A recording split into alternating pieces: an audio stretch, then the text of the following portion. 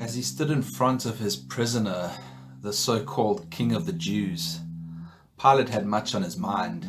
How could he appease the religious leaders wishing for him to pass judgment on this man and avoid a potential revolt, whilst at the same time avoiding the inevitable backlash from his wife, who had warned him earlier of the man's innocence, revealed to her in a disturbing dream? Who was this man really? Where was he from? What had he really done to deserve punishment?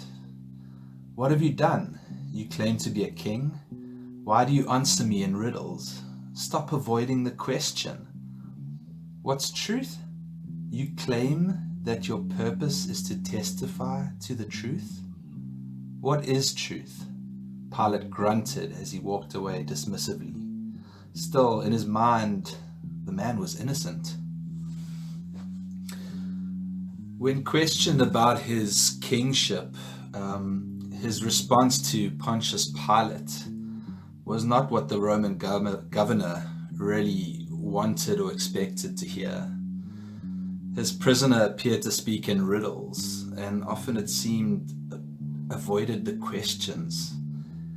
Jesus never claimed to be a king of any human or earthly realm. In fact, he explained that his kingdom is not even of this world. Instead, his response to Pilate was that his very purpose for being born into this world was to testify to the truth, and that those that love the truth would recognize that what he speaks is true. Pilate's response was, "What is truth?"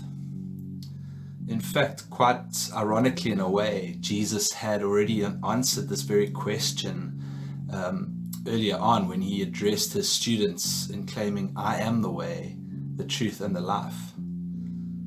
In fact, that Pilate immediately walked away and did not even wait for a response leads us to ponder the intention of the very question, what is truth? Had Pilate come face to face with the truth, yet did not recognize it for what it was? Or perhaps he simply could not have cared. In his dismissive response to Jesus, we sense a cynical undertone. Perhaps to Pilate, truth was something relative, subjective, exclusive, inherently elusive, and his question was simply a rhetorical one, not demanding an answer at all. Or perhaps Pilate was touching on something much deeper and more profound. So Pilate's exact intention in saying this has been the subject of debate amongst many scholars, with no firm conclusion.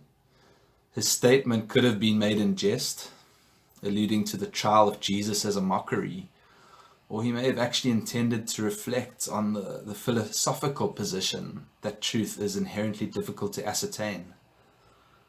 How apt that the Roman mythological goddess of truth, Veritas, meaning truth, was believed to dwell at the bottom of a holy well because she was so elusive. Pilate may have also bought into the idea that all truth is relative. He believed it was true that Jesus was innocent, but for the Jewish leaders, it was truth that Jesus was guilty. So Pilate, in all fairness, washed his hands and let the Jews follow their own truth. The Roman governor was not the first to make such an inquiry concerning truth, nor will he be the last. The search for truth is common to all mankind. Now, the world of today is one which has been termed the post-truth era. Post-truth is defined as relating to or denoting circumstances in which objective facts are less influential in shaping public opinion than appeals to emotion and personal belief. Now, everybody is entitled to an opinion, so if I feel a certain way, then that is my truth. And if enough people feel the same, then this becomes public truth or belief. So a big part of this problem that psychologists suggest is that the human brain often makes decisions firstly at an emotional level and then seeks to justify them. So the British philosopher A.C. Grayling, he believes that post-truth thinking had its roots in the financial collapse of 2008, when people became resentful over their inability to provide for life's basic needs. So emotions rose to the surface and dominated public thinking and belief. So the same is likely to be the case in the context of the current global crisis and viral pandemic we are facing, now together as the entire world. So subjectivity and relativism appear rife in a post-truth era. Tastes, art, ethics, reason, religion, and interpretation are all considered relative, and that one view is as worthy as another. The truth is constantly under attack, with fake news spreading like wildfire, and in the technical age we're in, people are either suckers for false beliefs or are ever more discontent and distrustful of the ocean of online, readily available instant digital information that exists.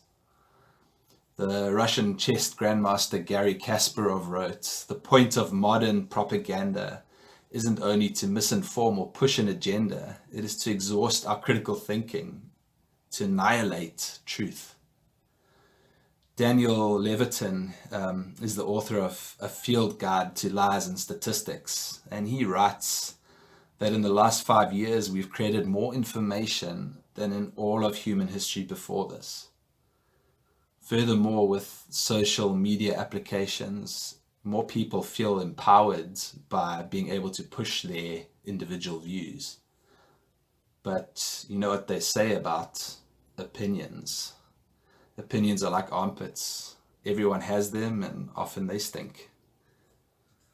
Social psychologist Tom Gilovich, he studies the cognitive mechanisms of strange beliefs.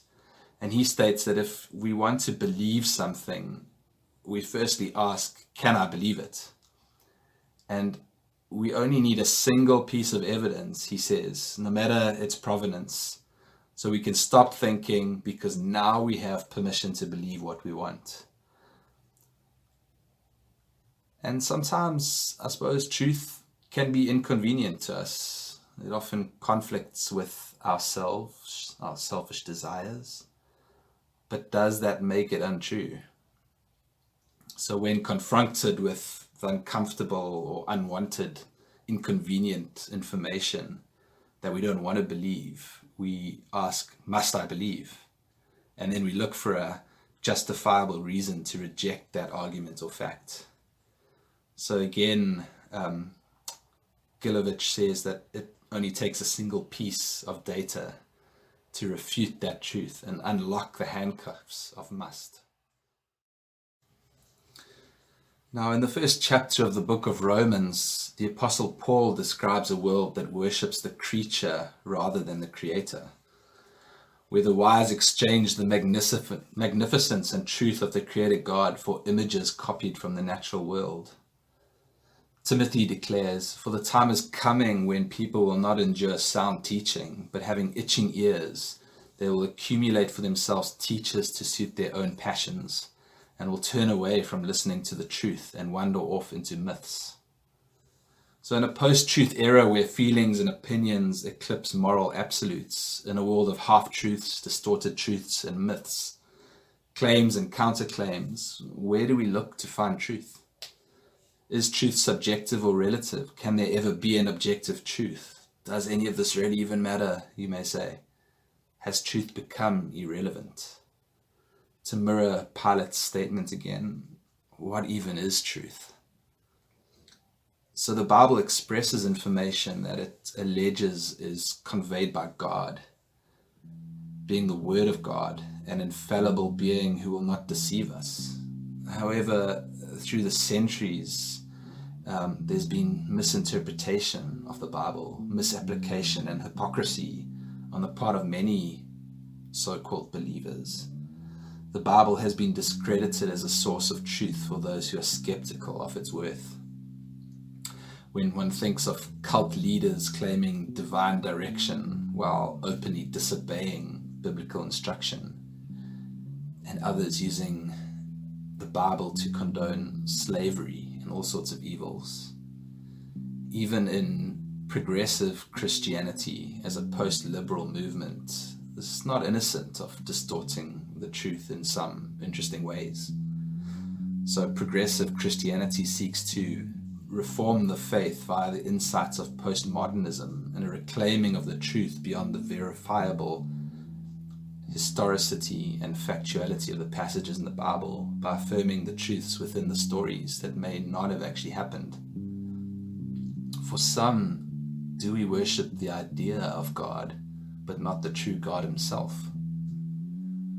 So truth, according to Ravi Zacharias, can be measured in three ways. So firstly, it needs to be logically consistent. Secondly, it must be verifiable.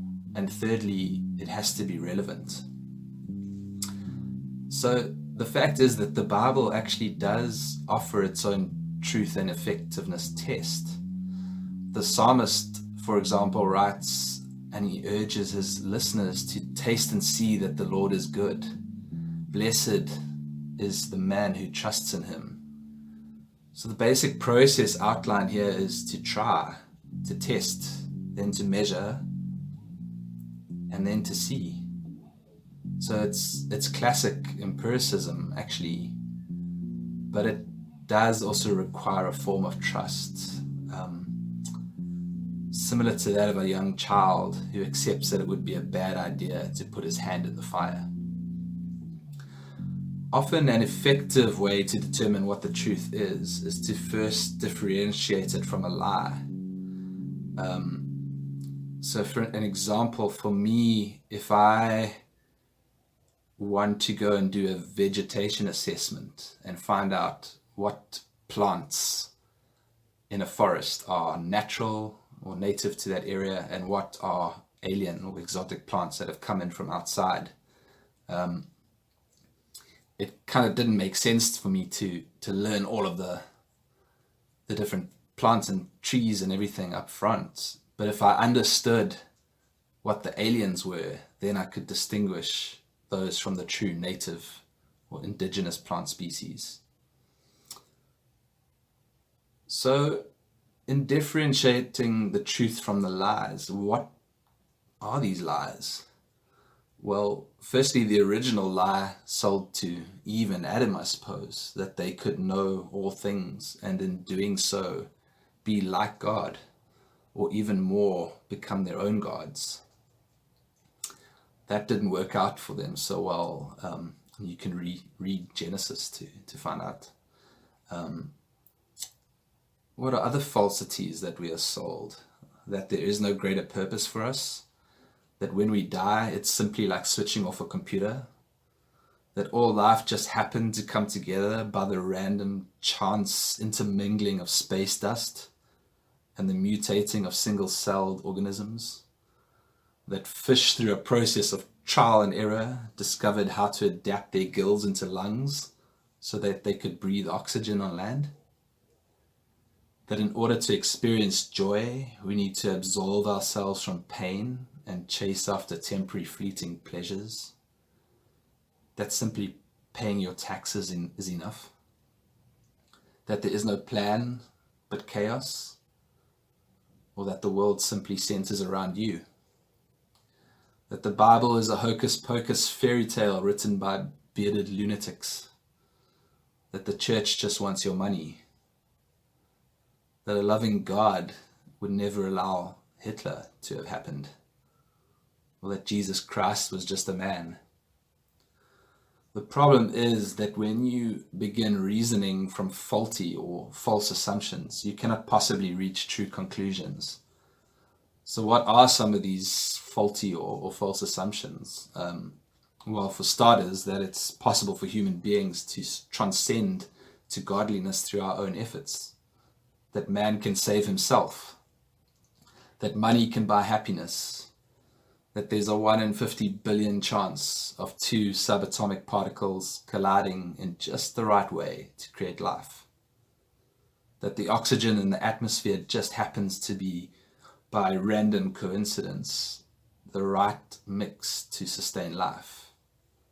that the Bible isn't factual, that nothing can create something, and that an all-powerful God would never stoop so low as to become one of us. It's kind of like one day stumbling upon a tremendously complex machine. So it's something that you've never seen before, and you're trying to figure out, where did this machine come from? Who made it? What does it do? How does it work? It doesn't have a made in China label. So a random man comes up to you and claims that he's got the manual, the instruction manual for this machine that was written by the inventor, and that this manual explains how the machine works, how to operate it. But skeptically you dismiss the man and his claim, and you try to figure it out by yourself using your own methods and reasoning. How can I trust that this manual is the real thing? I will investigate the machine and solve the puzzle for myself. This is much like what happens when people set the Bible aside and insist that they can fully understand the universe based on their own reasoning or the collective reasoning of humanity. Rather than starting with the word of the Creator, they start with their own fallible assumptions. So Josh McDowell, in his 2015 book titled In Search of Truth, explains his journey to truth from an atheist belief system. So Josh claims that after more than 1,000 hours of study, he concluded that the resurrection of Jesus Christ was either one of the most vicious hoaxes ever foisted upon human minds, or the most fantastic fact of history. So Josh began his studies into biblical history and theology essentially in an attempt to refute Christianity, but along the way he made some startling observations. To start with, Josh in his ignorance had no idea there was so much history, literary and legal testimony supporting the factuality of Christ's resurrection. Josh came to the realization that Christianity is a thinking man's faith, and having initially set out to refute the resurrection of Christ and Christianity, he was compelled by the evidence to believe that Jesus Christ was indeed exactly who he claimed to be. But Josh now was faced with a new problem. In his mind, he was saying Christianity is true, but his will was saying, don't admit it. Needless to say, he could not refute the evidence, and stirring in his very soul, it led him to accept the gospel of Jesus Christ and become a follower of Jesus that he had tried so hard to avoid. For some, the truth hits them like a ton of bricks and transforms them in an instant. For others, it slowly chips away at the edges. Others can open a book and immediately place their trust in the words and promises. Some experience truth through others, through nature, through situations and circumstances. And this brings us back to that 2,000-year-old conversation between the Roman governor and his prisoner, when the Jewish leaders explained to Pilate that Jesus claimed to be the Son of God, and it was not so much a matter of being king of the Jews. It says that the Roman became fearful. You see, in the ancient world, the phrase Son of God was commonly used to justify political authority and advance political position. Julius Caesar was formally deified in 42 BC as Divus Iulius, or the divine Julius. His adopted son Octavian, who's better known by the title Augustus Caesar, became known as Divi Luli Filius, son of the divine Julius, or simply Divi Filius, son of God, or son of the god. So an inscription from Pergamum refers to Augustus as the Emperor Caesar, son of God, Augustus, ruler of all land and sea. The Romans, you see, they spoke of gods in a unique way in the original Latin, but when they communicated to others, such as the Jewish people in Jerusalem, they communicated in Greek.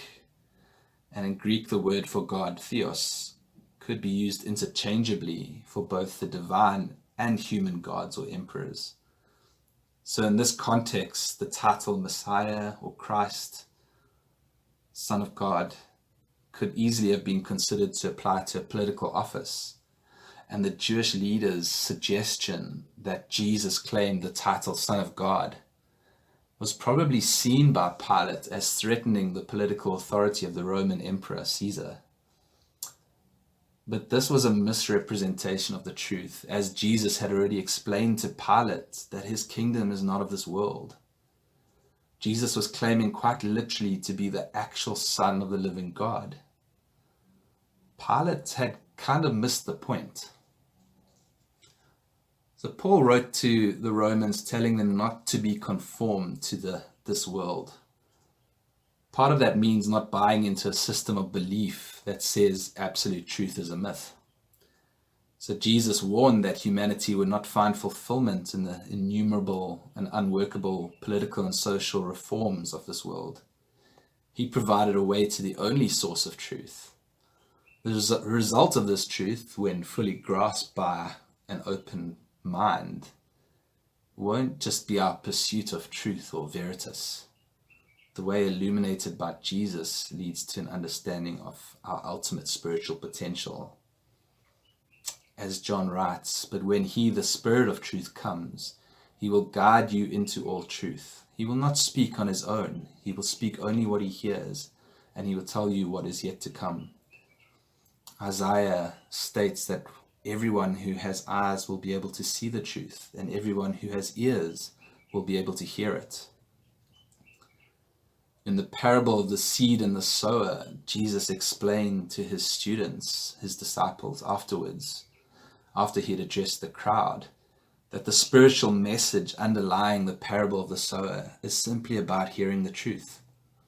So some who hear the truth don't value it. Others hear it but get distracted along the way by the preoccupations of life. But those who hear the truth and understand it as being truth, who pursue and practice spiritual truth, will be the ones who initiate the future kingdom of heaven. Other later parables explain that nothing should prevent the believer in his quest for the priceless truth, and having found it, he should treasure it above all else. You will know the truth, and it will set you free.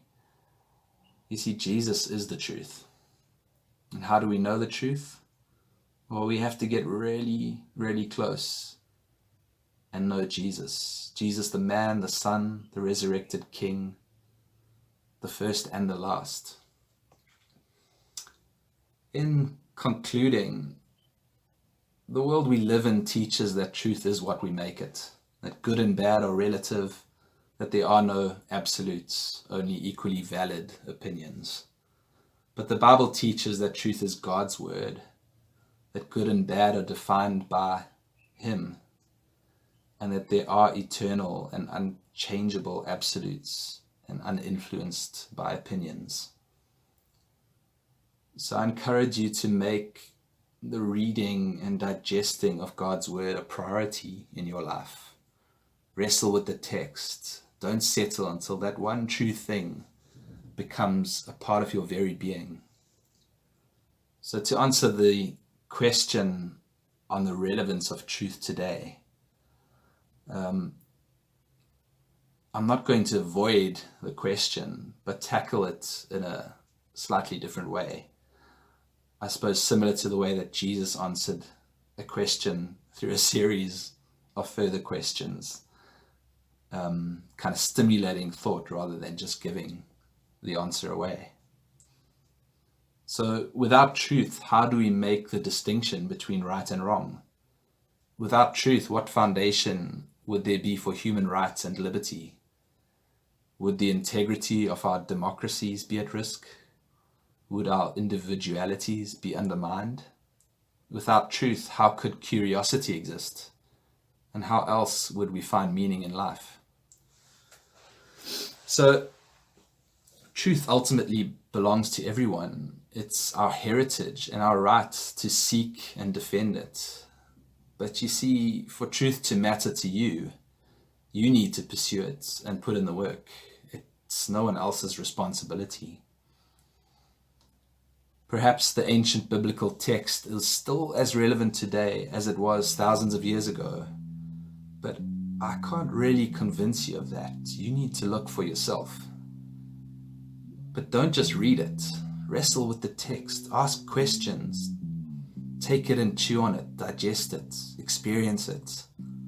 Find out what characters you can relate to. Learn about why God did what he did. Discover his promises and purposes and how they relate to you. Test the Proverbs. Put it down if you need to for a while and come back when you feel ready again. If it has become stale, ask God to breathe new life into its pages. But whatever the truth is that you seek, don't let your questions become the immovable monuments or even idols that stand in the way of the answers. Sometimes the questions are as important as the answers, so we need to learn to enjoy the journey. After all, when you have put in the effort to find the truth for yourself, the reward is that much greater, that much sweeter. We also need to be okay with not having all the answers given to us, and we need to be okay with the fact that sometimes the truth hurts, sometimes it's inconvenient, it's not always what we want to hear all the time. In all honesty, if it starts hurting in the right places and in your own pride and ignorance you decide it's not for you, it's likely that you've stumbled upon a very real and profound truth that has the potential to change your life, to give meaning to that which had no apparent meaning before. I would implore you not to turn a deaf ear or lock the idea away in a mental box in a dusty attic in the recesses of your mind, but to explore the idea. At the very least, you will follow a trail to a dead end and waste a fraction of your life, walking away with a sense of disappointment or frustration. But at the most, you could stand to lose everything if you ignore it, or gain eternity if you do so. So next week, in keeping with the theme of seeking truth, I'll be looking at some aspects of progressive Christianity as a post-liberal movement. So please stay tuned.